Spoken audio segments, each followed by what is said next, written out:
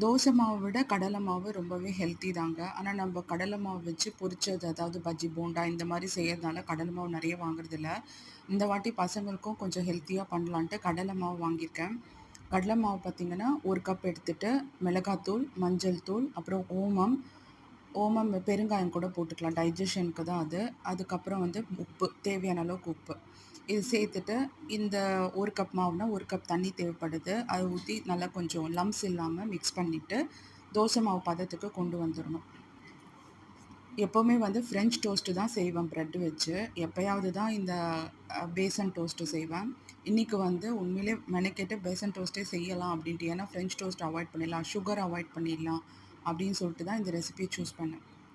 இதுக்கப்புறம் இதில வந்து தேவையான அளவுக்கு நம்ம காய் என்னென்ன காய் வேணுமோ நம்ம யூஸ் பண்ணிக்கலாம். கேப்சிகம் போட்டிங்கன்னா, இந்த கடலை மாவுக்கு அது ரொம்ப டேஸ்ட்டா இருக்கும். ஸோ இன்னைக்கு வந்து வெங்காயம், ஒரு சின்ன வெங்காயம், ஒரு சின்ன கேப்சிகம், கொத்தமல்லி, பச்சை மிளகாய் கூட ஆட் பண்ணிக்கலாம். காரத்துக்கு ஏத்த மாதிரி. நான் பச்சை மிளகாய்லாம் ஆட் பண்ணல.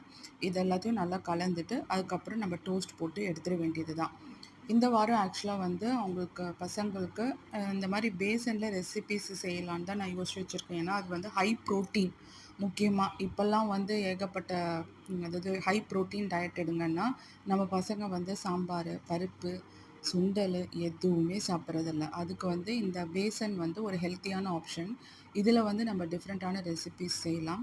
வீடியோ புடிச்சிருந்தா மறக்காம லைக் பண்ணி, சப்ஸ்கிரைப் பண்ணி உங்க ஃப்ரெண்ட்ஸ்க்கும் ஷேர் பண்ணுங்க.